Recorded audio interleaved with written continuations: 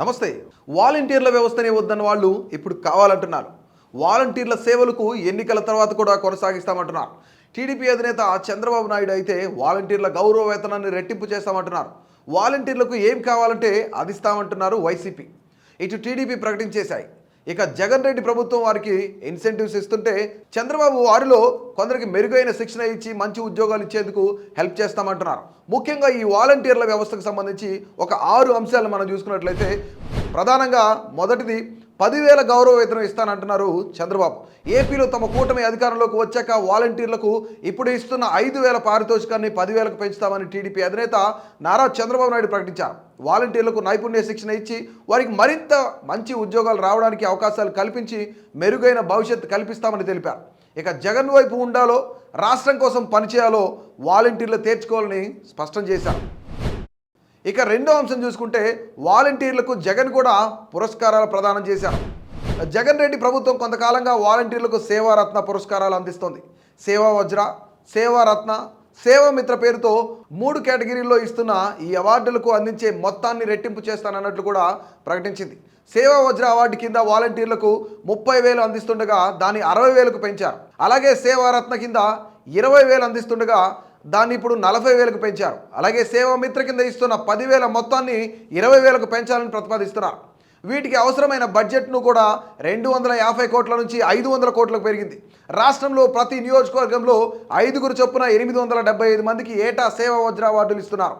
అలాగే ప్రతి మండలంలో ప్రతి మున్సిపాలిటీ నుండి 5గురు చొప్పున నగరపాలక సంస్థ నుంచి 10 మంది చొప్పున 4,220 మందికి సేవారత్న అవార్డు, మిగిలిన వారికి సేవామిత్ర అవార్డులు అందిస్తున్నారు. ఇక మూడోది చూసుకుంటే వైసీపీకి అనుకూలంగా మారినారని వాలంటీర్ల వ్యవస్థ అనేది చర్చ నడుస్తోంది. ఇక సూక్ష్మ స్థాయిలో సామాజిక వ్యవస్థను తమ చెప్పు చేతుల్లో పెట్టుకునేందుకు జగన్ ప్రభుత్వం వాలంటీర్ వ్యవస్థను ప్రవేశపెట్టినట్లు పెద్దగా చెప్పాల్సిన పని లేదు. అటు ఇటుగా ప్రతి 50 ఇళ్లకు ఒక వాలంటీర్ ఉంటున్నారు. ఇక ప్రస్తుతానికి దాదాపుగా 2,60,000 మంది వరకు వాలంటీర్లు ఉన్నారని ప్రభుత్వమే లెక్కలు చెబుతోంది. సామాజిక పెన్షన్లు లబ్ధిదారులకు చేర్చడం నుంచి అన్ని విధాలుగా వారికి ప్రయోజనం కలిగించడంలో వాలంటీర్లు కీలక పాత్ర పోషిస్తున్నారు. తమ ప్రాంతంలో వాలంటీర్లకు ప్రతి ఒక్కరూ తెలుసు. ఎవరు ఉన్నారు, ఎవరు లేరు, ఎవరెక్కడికి వెళ్ళారో కూడా వాలంటీర్లు డేగ కన్నుతో గమనిస్తున్నారని వార్తలు వస్తున్నాయి.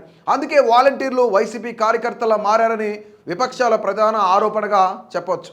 ఇంతకాలం తర్వాత ఎన్నికల వేళ వాలంటీర్లకు కోపం తెప్పించలేని పరిస్థితి ఏర్పడింది. అందుకే చంద్రబాబు మేము సైతం అంటూ వాలంటీర్లు మంచి చేసుకునే ప్రయత్నంలో ఉన్నారు.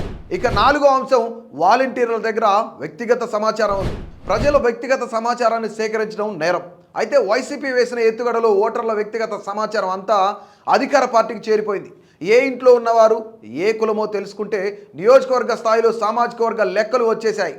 ఎవరు ఏ పార్టీ సానుభూతి పనిలో వాలంటీర్లు తేల్చేసి వైసీపీ పెద్దలకు చేరవేశారు. ఇంట్లో ఎన్ని ఓట్లు ఉన్నాయి, ఒక చోట ఓటు ఉండి మరో చోట ఎవరుంటున్నారు, స్థిరాస్తులు, ఊళ్ళో ఉండి ఎవరు హైదరాబాద్లో సెటిల్ అయ్యారు లాంటి సమాచారం వైసీపీకి వెళ్ళిపోయింది. హౌస్ హోల్డ్ మ్యాపింగ్ ద్వారా voter phone number, ration card వివరాలు కూడా సేకరించేశారు. ప్రభుత్వ పథకాల లబ్ధిదారులు ఎవరు, ఏడాదిలో స్కీముల ద్వారా వారికి ఎంత చేరిందో లెక్కగట్టి వాలంటీర్లు వైసీపీకి అందజేశారు. ఎన్నికల ప్రచారానికి ఈ ప్రక్రియ బాగా ఉపయోగపడుతుంది. జగనన్న రావడం వల్ల ఇంత ఇవ్వగలిగాం, మరోసారి ఆయన్నే ఎన్నుకుంటే ఇంకా చాలా ఇస్తామని వైసీపీ స్థానిక నేతలు ప్రచారం చేస్తున్నారు. ఇక 5వ అంశం చూసుకుంటే పెన్షన్ల వివాదంతో చంద్రబాబులో భయం కూడా పట్టుకుంది. ఒక సంఘటనతో టీడీపీ అధినేత చంద్రబాబుకు రాష్ట్రంలో పాతుకుపోయిన వాలంటీర్ల వ్యవస్థ వల్ల కలిగే ప్రయోజనాలు, నష్టాలు రెండూ తెలిసిపోయాయి. ఎన్నికల వేళ వాలంటీర్లతో పెన్షన్ పంపిణీ చేయొద్దని కొందరు వేసిన పిటిషన్ ఆధారంగా ఎన్నికల సంఘం తేల్చితే ఇక వైసీపీ మీడియా రెచ్చిపోయి బాబుపై ఆరోపణలు ప్రారంభించింది.